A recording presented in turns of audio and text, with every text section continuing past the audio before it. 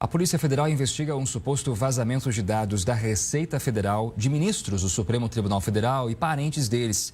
Segundo a Receita Federal, desde 11 de janeiro, há uma auditoria em andamento para apurar os supostos vazamentos. Um relatório com mais informações deve ser entregue ao Supremo Tribunal Federal nas próximas semanas. Por decisão do ministro do STF, Alexandre de Moraes, os 3 funcionários da Receita e um do SERPRO, alvos da operação de ontem da Polícia Federal, estão com tornozeleira eletrônica e tiveram, entre outras medidas, os sigilos bancários, de dados e telefônicos quebrados. Para a gente repercutir esse assunto, eu converso agora com Luiz Augusto Durso, advogado especialista em crimes cibernéticos. Durso, bom dia, obrigado por estar com a gente nesta manhã. Bom dia, Jonathan. Prazer em falar a você e a todos que nos acompanham aqui na Record News. Durso, para a gente entender, e quem está em casa também, né? Quando dados como esses, né, de pessoas ali de alta patente, como ministros do Supremo, parentes deles, são acessados, tudo isso fica registrado no sistema? Como é que funciona?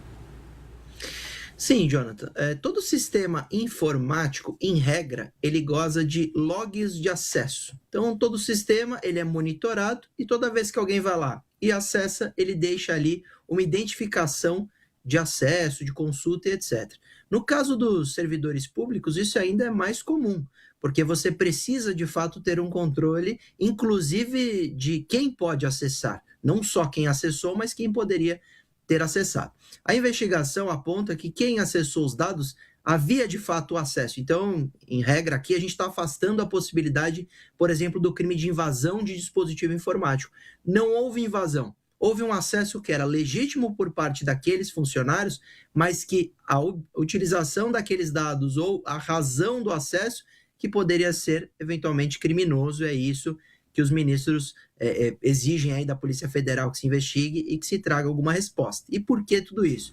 Porque a gente sabe que diante de repercussões muito negativas que têm ocorrido por parte das questões pessoais de ministros do Supremo e seus familiares, hoje essas informações têm um valor muito grande quando são divulgadas nas redes sociais ou para o público, uma vez que podem, inclusive, resultar em um desgaste muito grande. Por exemplo, como a gente fala das notícias relacionadas ao caso do Banco Master e outros casos que estão envolvendo aí diretamente a participação de ministros ou de seus familiares.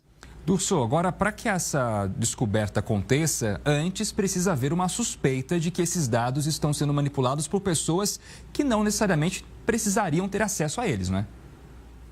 Isso, tudo surgiu com informações sendo veiculadas aí a público, em que apontava-se, por exemplo, contratos sigilosos, contratações e etc.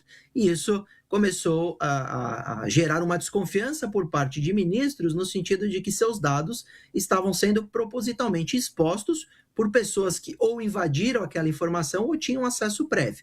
Pediu-se, então, para a Polícia Federal fazer esse levantamento e, com essa última operação, nós já estamos com algumas respostas em mãos a entender que, de fato, alguns funcionários públicos da Receita, etc., que têm, de fato, acesso a essas informações, podem usar o sistema, claro que para o seu ofício, não para monitorar ninguém, eles acabaram fazendo. E nós temos a previsão do Código Penal, que é a violação do sigilo funcional. Então, essa informação que é acessada por um funcionário público, ela é protegida por lei e esse funcionário não pode dar visibilidade nem publicidade a essa informação, seja dos ministros ou seja de quem for. Mas as investigações apontam que estão, de fato, tendo esses vazamentos e aí poderia haver o crime. A pena pode chegar a 2 anos de detenção e a gravidade, sem dúvida nenhuma, ela é interessante. Por quê, Jonathan? Porque a população, ela até fica feliz com determinados vazamentos, porque isso traz a público informações que às vezes faltam ou às vezes são de fato necessárias. Mas a forma de conseguir essas informações que interessa, Jonathan. Até porque não adianta nada esses vazamentos ilícitos se a gente sequer vai poder usar em eventual medida ou processo contra essas figuras.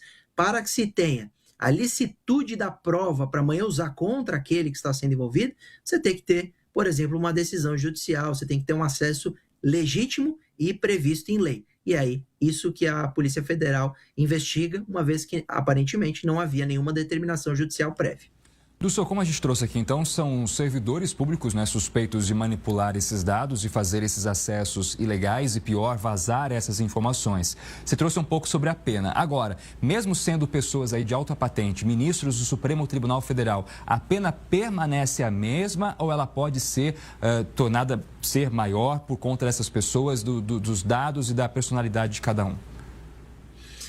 Olha, Jonathan, vai depender um pouco do resultado de tudo isso e esta pergunta ainda não foi respondida. Por exemplo, esse mesmo crime, a violação de sigilo funcional, ele traz um aumento de pena no próprio artigo, que a pena pode chegar até 6 anos de prisão, quando, por exemplo, tem um dano à administração pública.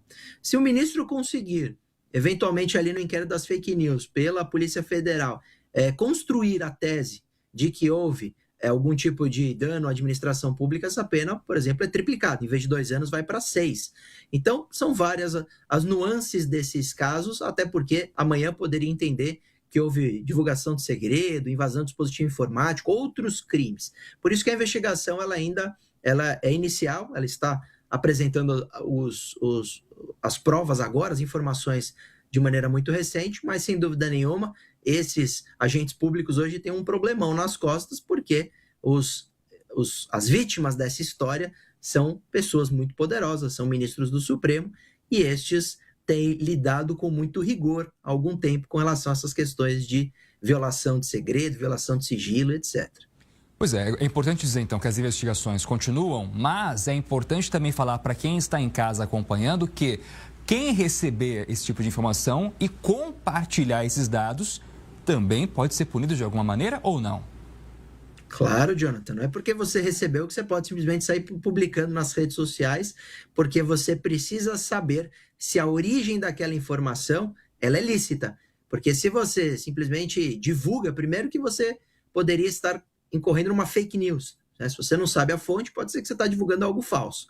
Agora, se você tem a fonte e sabe que ela foi mediante um desvio da atividade ali de um funcionário, ou que aquela informação é sigilosa e você está dando de alguma forma publicidade, você pode ser responsabilizado. É claro que muita gente pode entender isso como uma grande impunidade ou uma grande injustiça, mas o que eu recomendo é, se você tiver nas mãos algum documento que realmente comprove ou que traga um elemento de algum tipo de desvio ou conduta inadequada de alguma figura pública, leve às autoridades. Esse é o caminho ideal, levar às autoridades competentes, seja o Ministério Público, seja no caso de ministros, o próprio Senado, seja a polícia, de alguma forma leve para a autoridade para que essas, diante de suas prerrogativas que têm, possam tomar as medidas necessárias para agir diante daquela informação.